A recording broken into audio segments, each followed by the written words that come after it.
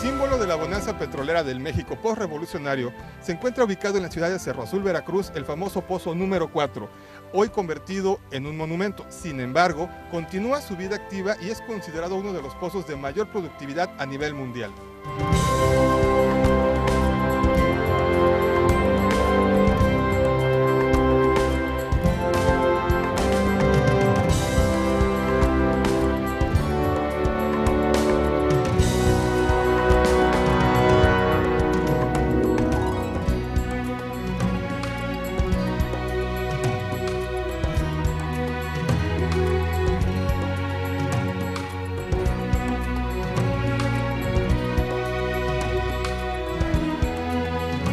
Este pozo Cerro Azul número 4 empieza a ser perforado por la compañía Huasteca Petroleum Company el 9 de abril de 1914.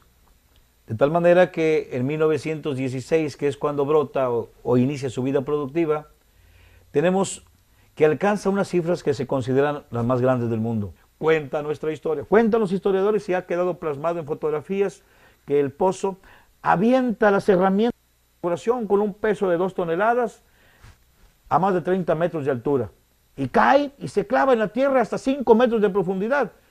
Imaginémonos, 2 toneladas que salen despedidos al aire como si fuera cualquier otra cosa de menos peso.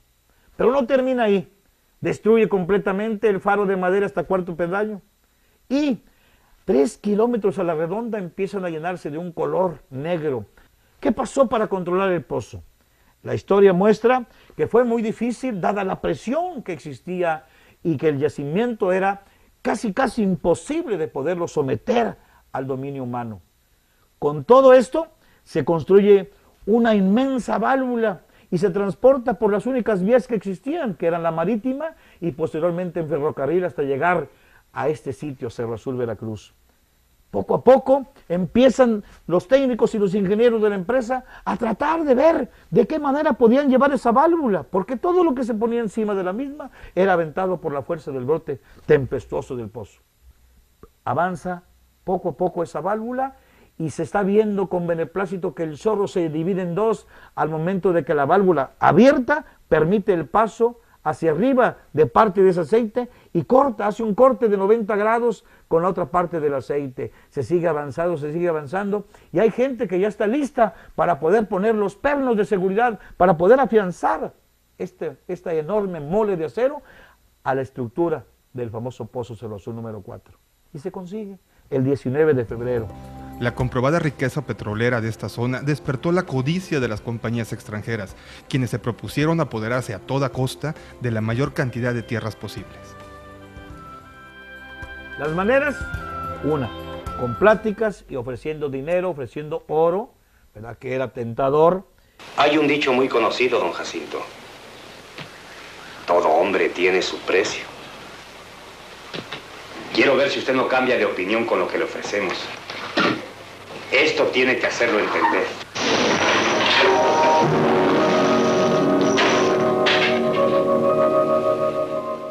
Pero la gente arraigada a esta tierra, la gente, ahora sí también hay que reconocer, un tanto ignorante de cuestiones legales, aceptaba de una manera o de otra, pero hubo muchos que no, como en el caso concreto de los primeros dueños de Cerro Azul, el caso de Hilario Jacinto y Eufrosina Flores. ¿Qué hacen con todo el chapapote que sacan? ¿Para qué quieren tanta tierra?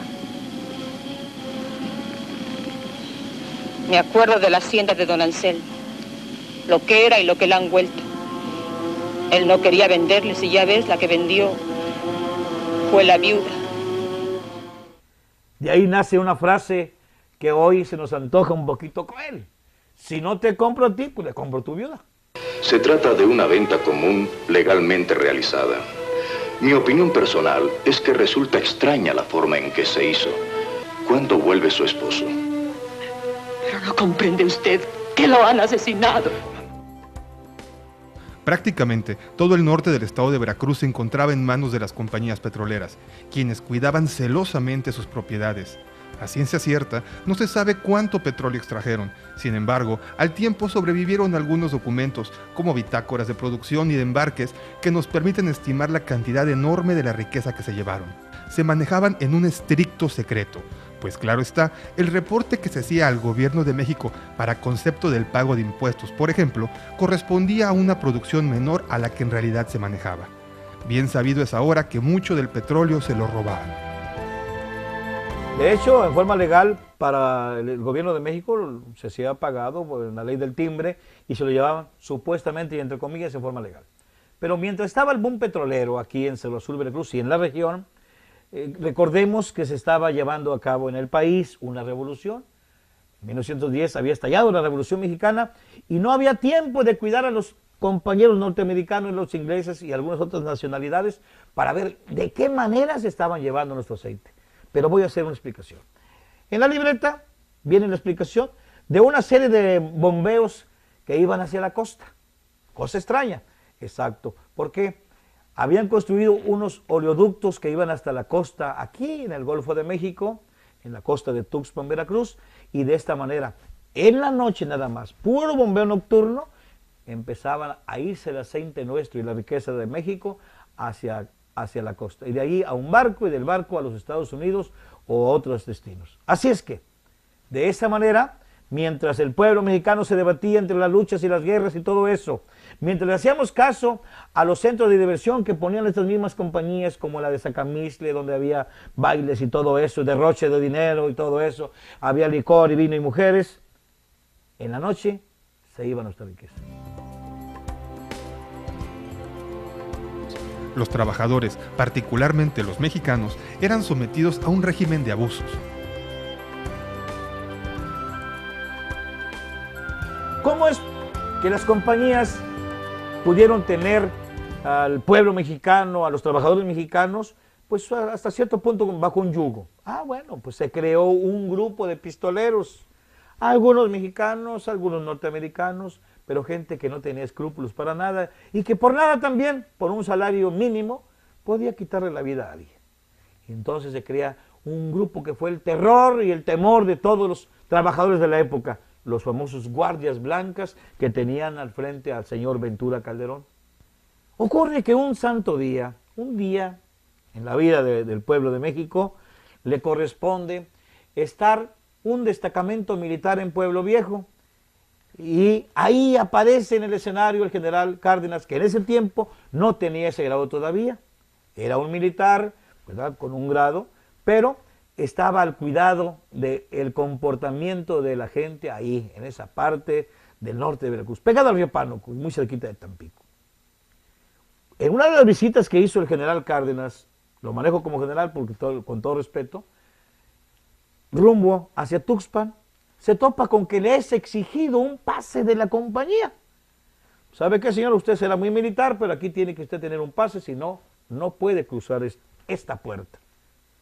El general Cárdenas se queda sorprendido con su secretario, el general Mujica, y comenta: no puedo concebir que exista un estado dentro de otro estado. México se suponía que era una patria libre.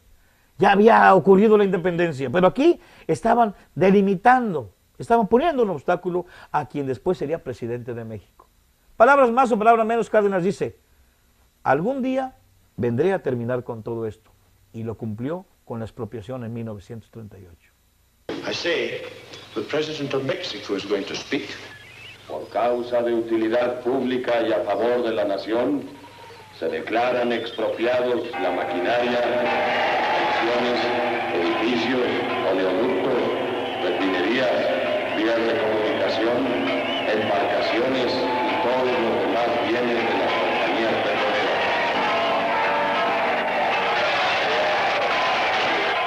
Expropiación de la industria petrolera.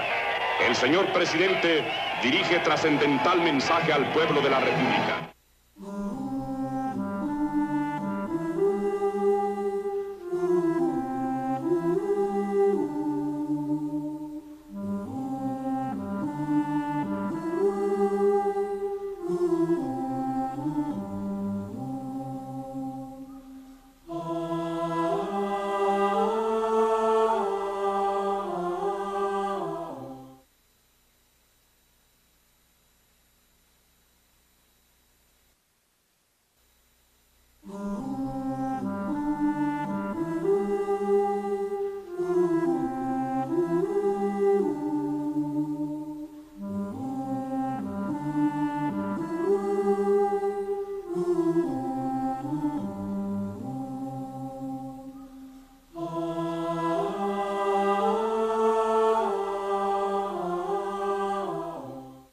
Como recuerdo a las compañías norteamericanas que explotaron el petróleo en esta zona, todavía podemos encontrar algunas de las casas que fueron de sus trabajadores. Construidas de madera y sobre pilotes, quedan como testimonio de una época de bonanza y esfuerzo estas casas. En su momento fueron habitadas por los trabajadores extranjeros, mientras que los mexicanos, en su gran mayoría, vivían en barracas. Al irse los extranjeros después de la expropiación petrolera, fue el turno de los mexicanos para ocuparlas.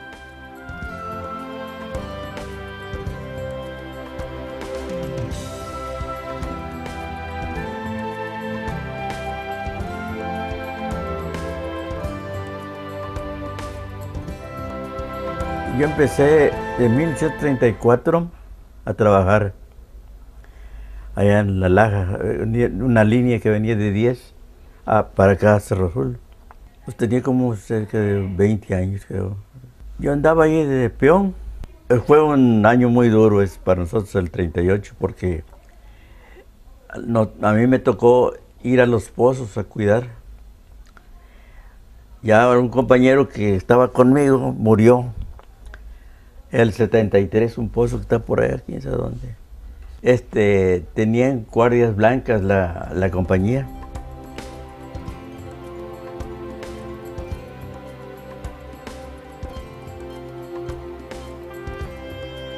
Teníamos la cocina nosotros de ir a vigilar los pozos, no había un sabotaje, ¿no? Nosotros íbamos a cuidar los pozos en la noche. Porque según decían que si se golpeaba, que se iba a venir la intervención de los gringos, ¿no? Y iba a haber pensábamos nosotros que iba a haber sabotaje.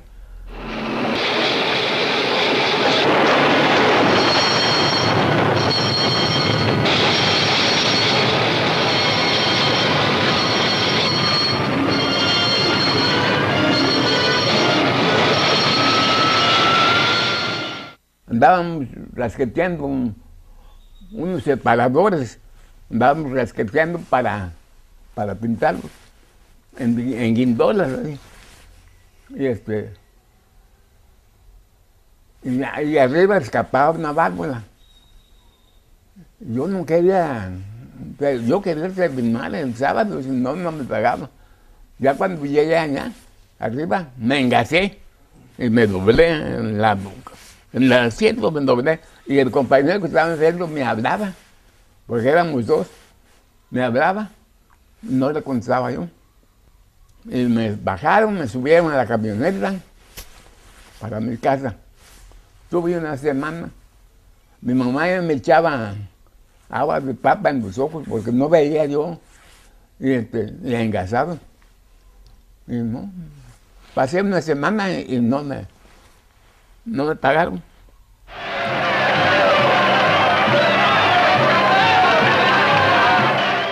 Poco antes de la expropiación petrolera, Cerro Azul, Veracruz y sus trabajadores vivieron una etapa un tanto amarga, ¿no? Un tanto llena de problemas circunstanciales, de tal manera que para poder hacer presión, la sección número 13, ya creada en 1935, el Sindicato Petrolero, y el número 13 por ahí en 1936, empieza con el grupo de trabajadores a formar lo que se llamó, o como se conoció, de los comités de huelga. El comité de huelga era quien hacía posible que todos esos trabajadores dijeran: no vamos a trabajar hasta que no se estén satisfechas estas demandas. Y hacían por escrito las demandas y tratar que las firmara el encargado de la compañía. No siempre tuvieron resultado, de hecho, esas huelgas perjudicaron grandemente. Pero, ¿y qué comían en ese tiempo? Allí es donde tenemos que aclarar la solidaridad del pueblo de Cerro Azul, de los comerciantes, de los campesinos, de los prestadores de servicio, de mucha gente que estaba al tanto de este núcleo petrolero. Ahí se levanta y se hace grande esta cantidad de gente que no esperaba más que se solucionara todo para bien de México. Y llegaban al comité de huelga, llegaban costales de frijol, costales de maíz, que la caja de galletas, que el costal de galletas, que el café y que muchas otras cosas de utilidad a diario, para que pudiera el trabajador petrolero sostenerse en la huelga. Había guardias, había gente que estaba cuidando las instalaciones. ¿Con qué objeto? Con ese objeto, de solidarizarse con el movimiento para que el general Cárdenas, allá en México, con el grupo de comisionados de todas las secciones habidas en ese entonces, pudieran hacer un frente común. Asimismo, el Pozo Celosún número 4 y muchos otros pozos de la región sirvieron, una vez decretada esa expropiación a la cual hacemos referencia, para poder pensar el gobierno de México cómo hacer para pagar la deuda contraída en esta expropiación. Debemos de considerar a esta zona petrolera en donde está inmerso Cerro Azul, en que con el aceite propio de esta tierra se pagó parte de la deuda, que duró todavía muchos años, 39, 40, 50 y casi hasta los años 60, para concluir satisfactoriamente el pueblo de México, para cubrir esa deuda contraída con el extranjero. La expropiación trajo consigo que hubiera un boicot en contra de nuestro país. ¿A quién le vendía México el aceite? Si los únicos compradores, entre comillas, habían sido los Estados Unidos y algunos países de Europa como Inglaterra. El boicot llegó a tal grado de que nuestros ministros de Relaciones Exteriores de aquella República Mexicana en la época pensaron, bueno, si ustedes me quieren boicotear de una manera u otra, tengo que ver a dónde puedo vender mi aceite para obtener divisas, para obtener economía. Y nuestro ministro de Relaciones Exteriores entabla una plática con la Alemania nazi, y allí empieza la Alemania que estaba precisamente en aquel proceso bélico tremendo que marcó en la historia a todo el mundo, inclusive a México, y al no tener dinero con qué hacer, con qué pagar el aceite mexicano, hizo lo que antiguamente hacía todo el mundo, el famoso trueque. Le dábamos aceite y nos daban materiales, nos daban válvulas, nos daban codos, nos daban test y muchas otras maquinarias relacionadas con la industria petrolera. Por eso, en algunas de estas válvulas y conexiones aparece la suástica alemana.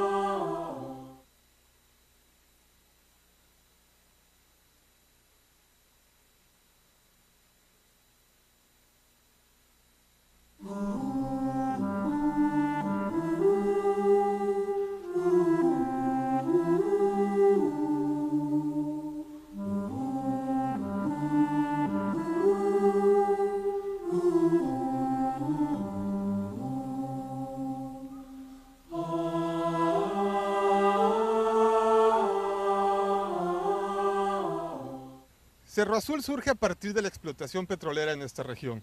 Todas las personas que aquí habitan tienen que ver directa o indirectamente con esta industria. Del petróleo bien sabemos que ha sido uno de los pilares fundamentales para nuestra nación. Sin embargo, el beneficio que de este producto se deriva no necesariamente ha impactado en la vida de estas personas. Paradójicamente, a pesar de la gran riqueza que de estas zonas se extrajo y que se puede obtener todavía, Cerro Azul, Veracruz es una ciudad que ha quedado relegada en los beneficios económicos derivados del petróleo. Basta recorrer sus calles para ver su mal estado, basta platicar con sus jóvenes para constatar la falta de oportunidades para ellos en esta región. Hoy día es necesario volver los ojos a este lugar y crear las estrategias necesarias para promover la inversión, para dotar a su gente de empleos, para arraigar a los jóvenes a su tierra. Y Cerro Azul vive su vida de esplendor hasta 1921, donde empieza a decrecer la producción. Recordemos que en el 21 todavía estábamos en manos de las compañías norteamericanas y que fue hasta 1938 cuando se decreta la expropiación y había que luchar todavía un gran trecho cuesta arriba para pagar la deuda. Petróleos Mexicanos como empresa todavía tratando de acomodarse a aquellos momentos de zozobra, aquellos momentos de problemática en el país. Entonces empieza a declinar estas áreas petroleras y hay que ver al petróleo como un negocio. Si se vende el aceite, hay riqueza, hay entrada de divisas, y si no se vende, pues nada. Lo que pasa ahí entonces que Cerro Azul empieza a ser por ahí relegado de otros lugares que en ese momento, como Poza Rica en 1931, nace como fuerte productor de aceite, o como actualmente la parte sur de la República, ya Villahermosa, Ciudad del Carmen, Campeche y otros sitios donde el petróleo está en la abundancia. Y se empiezan a olvidar de estos sitios. Algunos ya mueren a la historia. Caso concreto, La Laja, Veracruz, Tierra Blanca, que son núcleos ahí de familias, pero ya no con el poder petrolero. Pero esto no ha concluido. Cerro Azul, la empresa Petróleos Mexicanos, tiene grandes promesas, grandes perspectivas de volver a reperforar. Consideremos algo como aclaratorio. Todos los pozos que en su época dieron grandeza a Cerro Azul se consideran como pozos someros. Es decir, la perforación está a pocos metros de profundidad. Los mantos petroleros probablemente estén un poquito más profundos en el subsuelo. Va a dar más trabajo sacar el aceite, pero hay esa promesa. Además, contamos con el Paleocanal de Chicontepec, que es también una promesa de que tenemos un futuro, si no muy grande o muy alentador, sí mantendrá con vida a Cerro Azul, Veracruz. Además de esto, se está perforando costa afuera, también en sitios donde el aceite es puro y donde es una promesa encontrarnos una vez más con esta riqueza que es nuestra, el petróleo.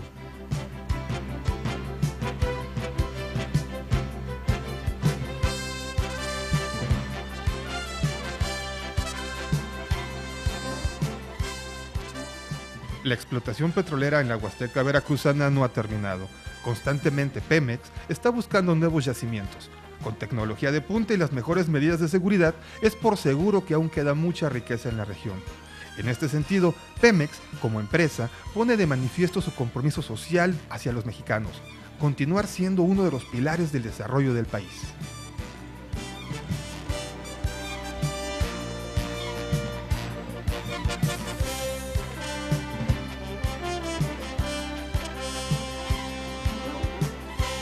Una de las formas con la que podemos constatar que sigue fluyendo es venir a tocar el tubo y sentir cómo está caliente, que ese es por el paso del aceite. Y otra de las formas es acercarse y poner el oído cerca para ver que todavía fluye.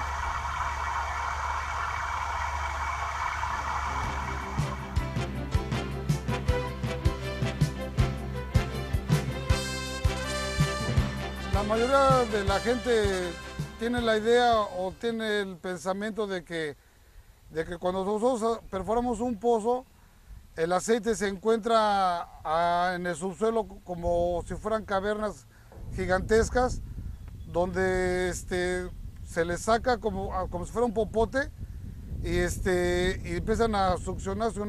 Al momento de que se termina, queda un subsuelo.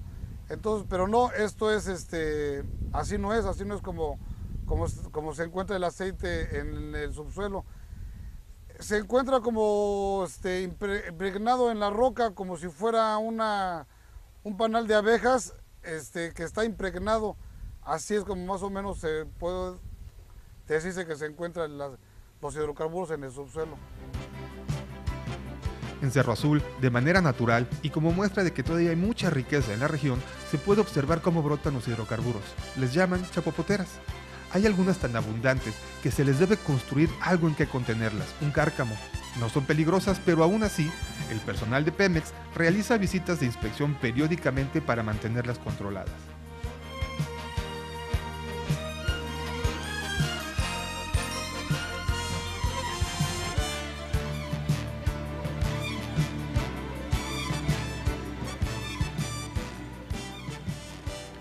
Fue a principios del siglo XX cuando las compañías extranjeras hicieron cientos de excavaciones. Muchos de esos pozos, ahora agotados, se perdieron en el olvido. La ciudad creció y hoy día no es difícil encontrar un pozo petrolero en el patio trasero de algún domicilio. Aún así, tratándose de un pozo taponado o en activo, la labor de Pemex para garantizar la seguridad de la población se hace patente. Cabe mencionar que ni las mejores medidas de seguridad son 100% efectivas sin la participación de la población y las autoridades. No se deben permitir asentamientos humanos cerca de las instalaciones petroleras y se debe estar muy al pendiente de los robos a los ductos.